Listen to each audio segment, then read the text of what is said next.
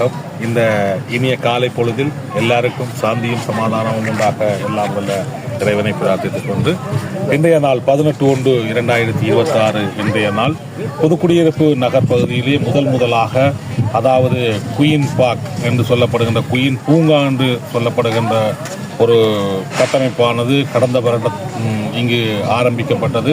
அதாவது புதுக்குடியிருப்பு பிரதேச சபையின் ஆளுகையின் கீழ் இருந்த அந்த பூங்காவானது என்னுடைய நண்பன் சுபாஷ் அவர்களது அயராத முயற்சியினூடாக அது இங்கு பெறப்பட்டு இன்று மிகவும் சிறந்த முறையில் இந்த பூங்காவானது அமைக்கப்பட்டிருக்கின்றது. இந்த தைத்திருநாளை முன்னிட்டு இந்த பூங்காவின் எதிர்கால திட்டங்களையும் வெளிக்கொன்றும் முகமாக இங்கு நாங்கள் சில போட்டி நிகழ்வுகளை அறிமுகப்படுத்தியிருக்கின்றோம். அந்த வகையிலே இன்று காலை 10:30 மணி அளவிலே இந்த நிகழ்வுகள் ஆரம்பமாக இருக்கின்றது. முதல் நிகழ்வாக இங்கு பட்ட போட்டி ஆரம்பிக்க இருக்கின்றது.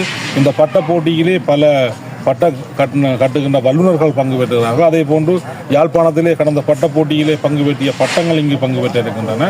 அதே போன்று பல இன்ன நிகழ்வுகள், அதாவது கயிறு இழுத்தல், முட்டி உடைத்தல், கரண்டியிலே தேசிக்காய் வைத்து ஓடுகின்ற ஓட்டம், அவ்வாறு பல நிகழ்வுகள் இங்கு இடம்பெற இருக்கின்றது.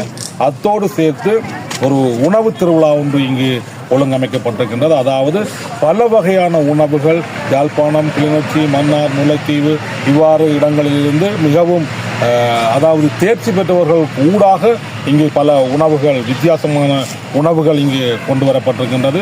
அதையும் நீங்கள் அனைவரும் வருகை தந்து இந்த உணவுகளையும் அருந்தி இதனது சுவைகளை நீங்கள் எங்களுக்கு கூற வேண்டும்.